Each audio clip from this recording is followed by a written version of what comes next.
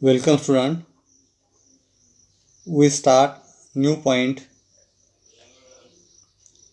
hotspots of biodiversity. जैवविविधतेची संवेदनक्षम क्षेत्रे या मुद्द्याविषयी आपण या ठिकाणी पाहणार आहोत. 34 highly sensitive biodiversity spots are reported all over the world. 34 highly sensitive biodiversity spots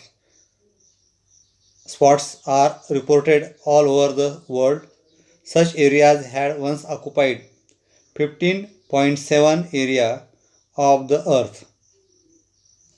At present, 86% of the sensitive areas are already destroyed. Presently, only 2.3 area of the earth has been left over with sensitive spots. It includes 1,50,000 plant species, which are 50% of the world count. जगातील जैवविविधतेच्या संवेदनक्षम अशा 34 स्थळाची नोंद केली गेली आहे. जगातील जवळपास 34 संवेदनशील स्थळाची नोंद सध्या सरकारच्या रेकॉर्डला आहे. या क्षेत्रांनी एकेकाळी पृथ्वीचा 15.7 एवढा भाग व्यापलेला होता. आज सुमारे 86% संवेदनक्षम क्षेत्रे आधीच नष्ट झालेली आहेत. सध्या फक्त 2.3% पर्सेंटेज पृथ्वीच्या पृष्ठभागावर संवेदनक्षम क्षेत्राचे अखंड अवशेष शिल्लक आहेत. यामध्ये 1,50,000 वनस्पतीच्या प्रजाती समाविष्ट आहेत, ज्या एकूण जागतिक स्तरापैकी 50% आहेत.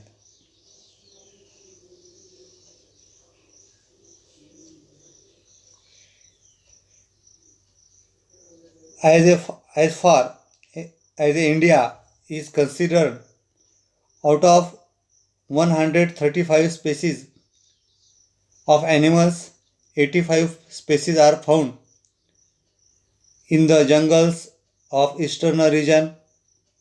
About 1,500 endemic plant species are found in western Ghat.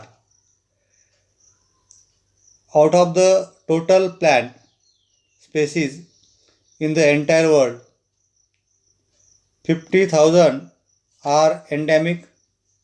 Collect more information about locations of these hotspots present in the world.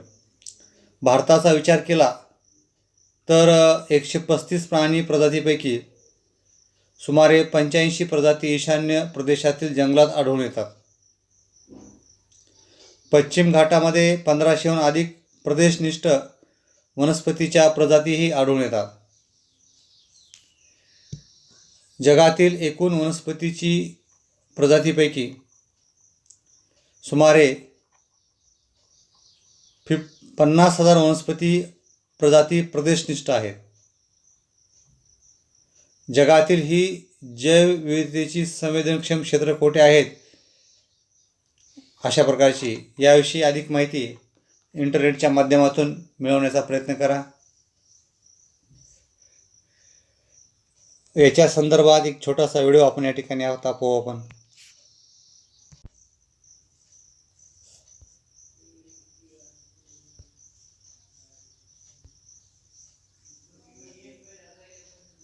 What we're going to talk about right now is something called a biodiversity hotspot.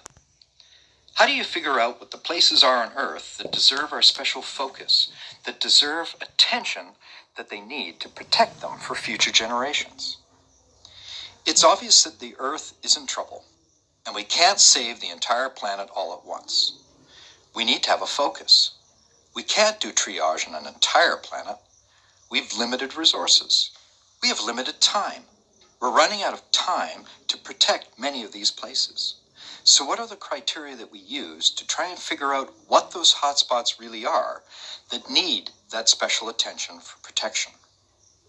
Back in 1988, ancient history to some of us, and in fact might be prehistory to others, there was a scientist by the name of Norman Myers who wrote a really important paper that analyzed different types of geological, climatological, and uniqueness criteria to come up with the concept of a hotspot. Scientists who looked at this problem decided eventually that there really were two main criteria that were going to lead to what Conservation International now recognizes as a biodiversity hotspot. One criterion was that there had to be at least 1,500 endemic species of plants. We'll get back to the idea of endemism in a moment. There also had to be an additional factor that made the area unique and deserving of our focus. There had to be more than 70% of the original habitat already lost, which highlighted the need to designate this place as a hotspot.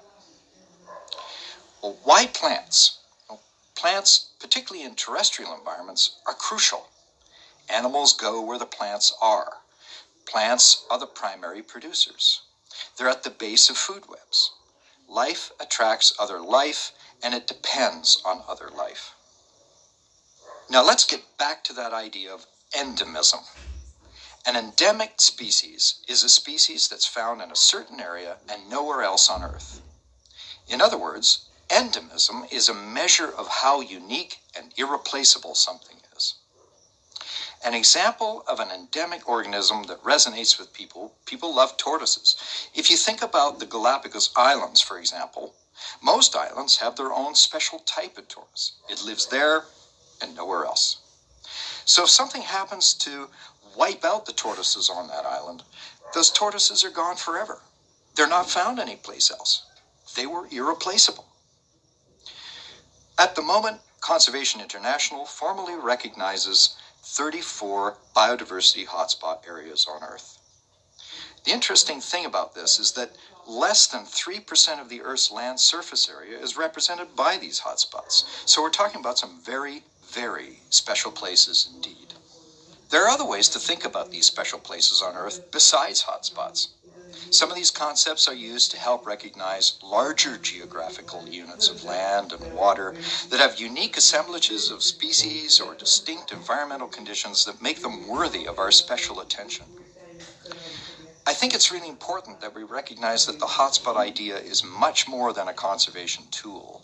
It's actually become a powerful scientific tool, because hotspots are a blood pressure cuff for planet Earth.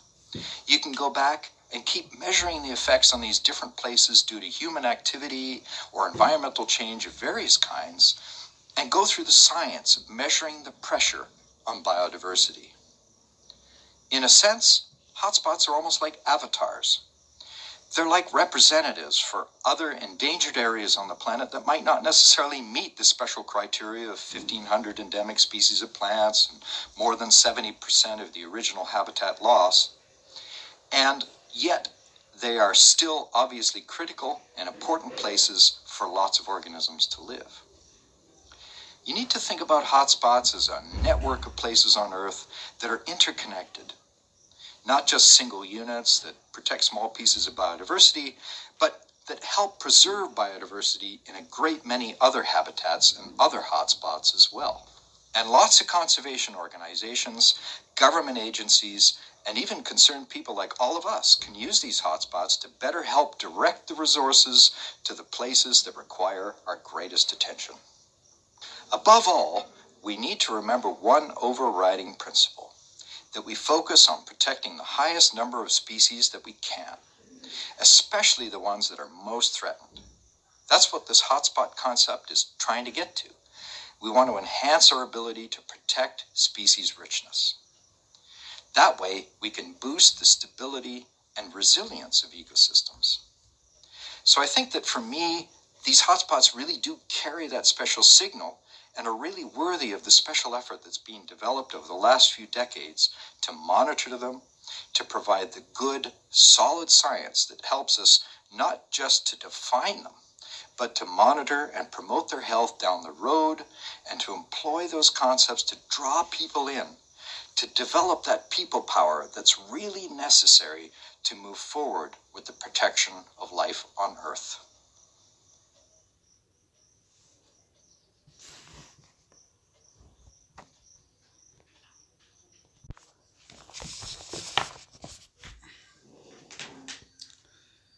Three endangered heritage places of the country. धोक्यात आलेली देशातील 3 वारसास्थळे. The western ghat spread over the state of Gujarat, Maharashtra and Goa, Tamil Nadu and Kerala. Gujarat, Maharashtra, Goa, Tamil Nadu and Kerala has been endangered due to mining industry and search for natural gas. Habitats of Asiatic lion and wild bison of this region have been under threat. Sanctuary of the Assam is under threat due to dams and indiscriminate use of water. Tiger and rhino of region are under threat. Sundarban Sanctuary of West Bengal is a reserve for tiger. However, the tiger population and overall local environment is seriously challenged by dams, deforestation, excessive fishing, trenches dug for same. बघा, धोक्यात आलेली देशातील 3 वारसास्थळे जे आहेत गुजरात, महाराष्ट्र, गोवा, कर्नाटक, तामिळनाडू व केरळ या 5 राज्यात व्याप्ती असलेला पश्चिम घाट हा खाण उद्योग व नैसर्गिक वायूच्या शोधासाठी सुरू असलेल्या कामामुळे धोक्यात आला आहे. तेथील आशियाई सिंह व रानगवे यांचे अधिवास धोक्यात येत आहेत. आसाममधील मानस अभयारण्यात धरणे व पाण्याचा होत असलेला बेसुमार वापर याचा फटका बसलेला आहे. त्या ठिकाणी आसाममधील मानस अभयारण्यास धरणे व पाण्याचा होत असलेला बेसुमार वापर यांचा फटका त्या ठिकाणी बसलेला आहे. तेथील वाघ, एकशिंगी गेंडा या प्राण्यांना धोका निर्माण झालेला आहे. पश्चिम बंगालमधील सुंदरबन अभयारण्य हे वाघासाठी राखीव आहे, पण धरणे, वृक्षतोड, अतिरिक्त मासेमारी व त्यासाठी खोदलेले चर यामुळे तेथील वाघ व पर्यावरणासमोर मोठे आव्हान उभे राहिलेले आहे. तर ही या राज्यातील गुजरात, महाराष्ट्र, गोवा, कर्नाटक, तामिळनाडू व केरळ या 5 राज्यामध्ये जो पश्चिम घाट आहे त्या पश्चिम घाटामध्ये मानवी कृतीमुळं तिथला परिसर धोक्यात आलेला आहे. तिथल्या प्राण्यांना त्यापासून धोका निर्माण झालेला आहे, त्याचा अधिवास धोक्यात आलेला आहे. आसाममधील मानस अभयारण्य धरणे व पाण्याचा होत असलेला बेसुमार वापर तेथील प्राण्यांना बसलेला आहे. त्यामुळं वाघ व एकशिंगी गेंडा यांच्या जीवाला धोका निर्माण झालेला आहे, त्या ठिकाणी अस्तित्वाला धोका निर्माण झालेला आहे. पश्चिम बंगालमधील सुंदरबन अभयारण्य हे वाघासाठी राखीव आहे, पण धरणे, वृक्षतोड, अतिरिक्त मासेमारी व त्यासाठी खोदलेले चर यामुळं तेथील वाघ व पर्यावरणासाठी मोठं आव्हान त्या ठिकाणी उभं राहिलेलं आहे. हे सर्व मानवी कृतीमुळं होत आहे. तर याच्याविषयी एक छोटासा व्हिडिओ आपण आत्ता या ठिकाणी आपण पाहू. आपण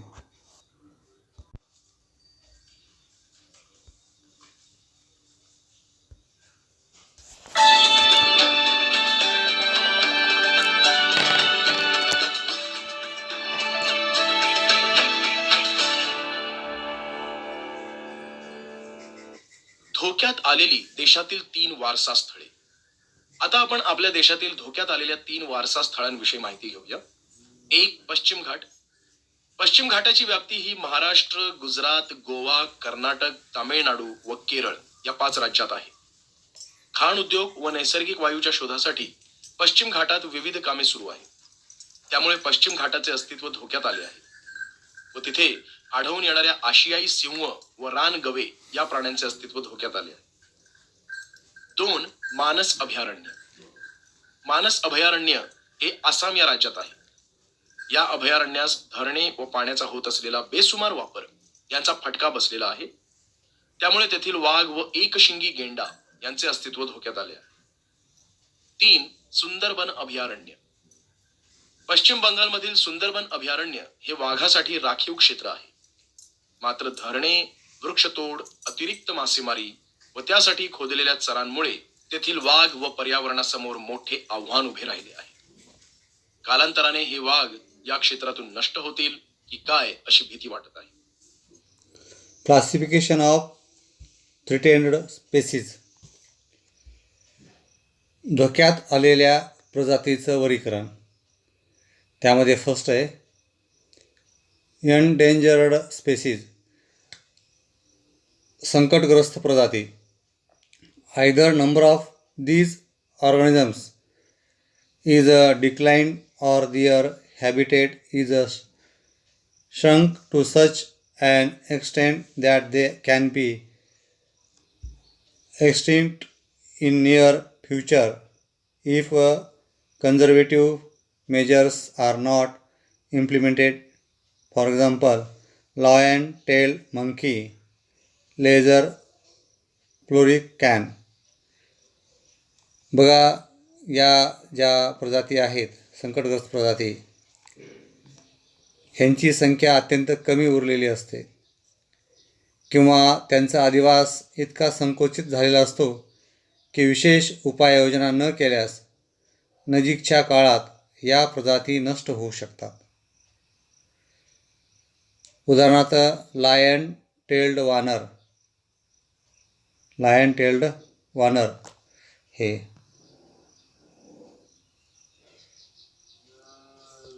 आणि दुसरं आहे तनमोर. या जाती ज्या आहेत या जाती संकटग्रस्त प्रजातीमध्ये मोडतात. दुसरं आहे रिअर स्पेसीज, दुर्मिळ प्रजाती. Number of these organisms is considerably declined. Organisms of these species being endemic may become extinct very fast. Example, red panda, musk deer. याच्यामध्ये बघा, या प्रजातीची संख्या बरीच कमी असते दुर्मिळमध्ये. या प्रजाती स्थानविशिष्ट असल्याने जलद गतीने नामशेष होऊ शकतात. उदाहरणार्थ रेड पांडा आणि कस्तुरी मृग. या ज्या आहे या ज्या प्रजाती आहेत या स्थानविशिष्ट असल्यामुळं या जलद गतीनं नष्ट होऊ शकतात, नामशेष होऊ शकतात. कस्तुरी मृग आणि रेड पांडा. व्हॅल्युनरेबल स्पेसीज, संवेदनशील प्रजाती. Number of these organisms is extremely less and continues to decline. Continuous decline in their number is a worrisome reason. For example, tiger, lion. बघा, संवेदनशील प्रजातीमध्ये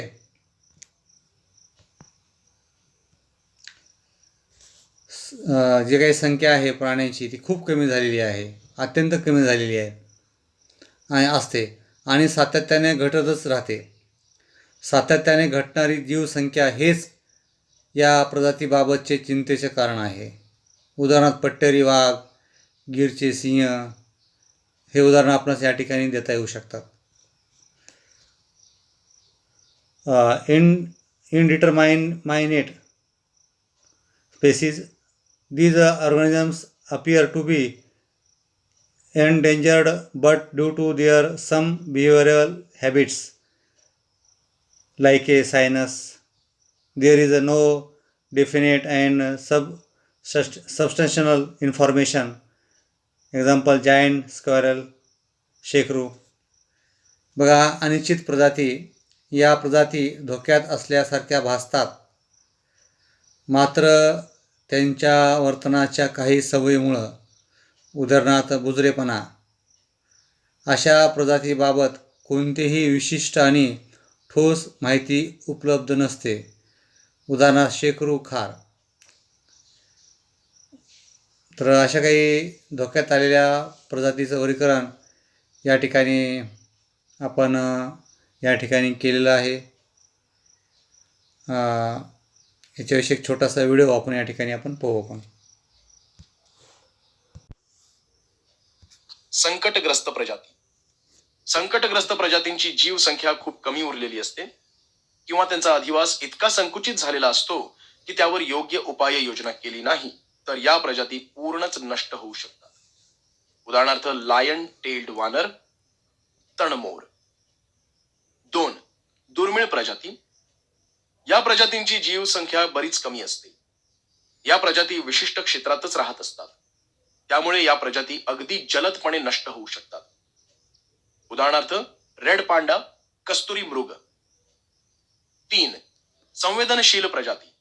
संवेदनशील प्रजातींची जीवसंख्या अत्यंत कमी झालेली असते आणि ती सतत घटत असते. संख्या घटणे हेच या प्रजातींबाबत मूळ चिंतेचे कारण आहे. उदाहरणार्थ पट्टेरी वाघ, गीरचे सिंह. 4. अनिश्चित प्रजाती. या प्रजाती आपल्याला धोक्यात आल्यासारख्या वाटतात, मात्र या प्रजातींच्या विशिष्ट सवयींमुळे त्यांच्या संख्येचा अंदाज घेणे कठीण आहे. उदाहरणार्थ शेकरू, खार. यांच्यात बुजरेपणा असतो, त्यामुळे या प्रजातीविषयी निश्चित माहिती संकलित करता येत नाही. माहित आहे का तुम्हाला, IUCN म्हणजेच आंतरराष्ट्रीय निसर्ग संवर्धन संघटना, ही संघटना वेगवेगळ्या देशातील धोक्यात आलेल्या वन्यजीव प्रजातींची यादी तयार करते. या यादीमध्ये असणाऱ्या गुलाबी पृष्ठावर संकटग्रस्त प्रजातींची, तर हिरव्या पृष्ठावर पूर्वी संकटग्रस्त असलेल्या मात्र आता धोक्यातून बाहेर पडलेल्या प्रजातींची नावे दाखवलेली असतात. जागतिक वन्यजीव निधी या संघटनेने 2008 साली प्रकाशित केलेल्या अहवालानुसार 1975 ते 2005 या 35 वर्षांच्या काळात जगात असणाऱ्या प्राण्यांच्या प्रजातींपैकी जवळपास 30% इतक्या प्रजाती या नष्ट झालेल्या आहेत. यावरून आपल्या लक्षात येईल की आपले पर्यावरण हे किती धोक्यात आहे. म्हणून आपण पुढील गोष्टी लक्षात ठेवायला हव्यात. लक्षात ठेवूया, याप्रमाणे वागूया. 1. वृक्षनाश म्हणजे सर्वनाश. 2. राखावया पर्यावरण, करू चला वनीकरण. 3. वनश्री हीच धनश्री. 4. पर्यावरण रक्षण हेच मूल्य शिक्षण. 5. कागदाची काटकसर म्हणजे वृक्षतोडीला आवर. 6. पर्यावरण रक्षणाची धराकास तरच होईल मानवाचा विकास. 7. आरोग्याची गुरुकिल्ली, शुद्ध हवा, शुद्ध पाणी.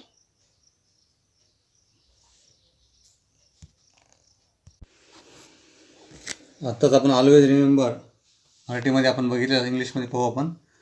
Late us remember, destroying a plant is to destroy everything. वृक्षनाश म्हणजे सर्वनाश. Practice afforestation to conserve environment. Forest is a wealth. 4th, environmental protection is a value education. 5 is a prudent use of paper is a prevention of deforestation. 6, to practice the environmental protection is to development of human society. And last is a pure air, pure water is key to healthy life. Think, विचार करा. World wild life fund WWF published a survey in 2008. According to it, about 30% of animal species have become extinct over the period of 35 years 1975 to 2005. What will happen in future if this continues as it is? बघा, विचार करण्याची गोष्ट आहे. जागतिक वन्यजीव निधी WWF world wild life fund या संघटनेने 2008 साली एक अहवाल प्रकाशित केला. त्यानुसार गेल्या 35 वर्षामध्ये 1975 ते 2005 जगातील प्राण्याच्या सर्वसाधारणपणे 30 प्रजाती नष्ट झालेल्या आहेत. 35 वर्षामध्ये 30% प्रजाती प्राण्याच्या नष्ट झालेल्या आहेत. असे जर सुरू राहिलं तर उद्या काय परिस्थिती होईल आपल्या पृथ्वीवर याचा विचार करण्याची गरज आत्ता आलेली आहे. तर या ठिकाणी आपला हा पाठ या ठिकाणी संपलेला आहे. या पाठाचे प्रश्न उत्तर तुम्ही वहीमध्ये लिहून मला पाठवून द्या. हा पाठ पर्यावरणाविषयी होता, आपल्याविषयी होता म्हणे हरकत नाही. कारण आपण ज्या पर्यावरणात राहतो ते पर्यावरण जर खराब झालं, त्या पर्यावरणात बदल झाले तर त्याचा बदल आपल्यावर होऊ शकतो, हे लक्षात घ्या. म्हणून हा पाठ अतिशय महत्त्वाचा आहे. तर या ठिकाणी आपण थांबू.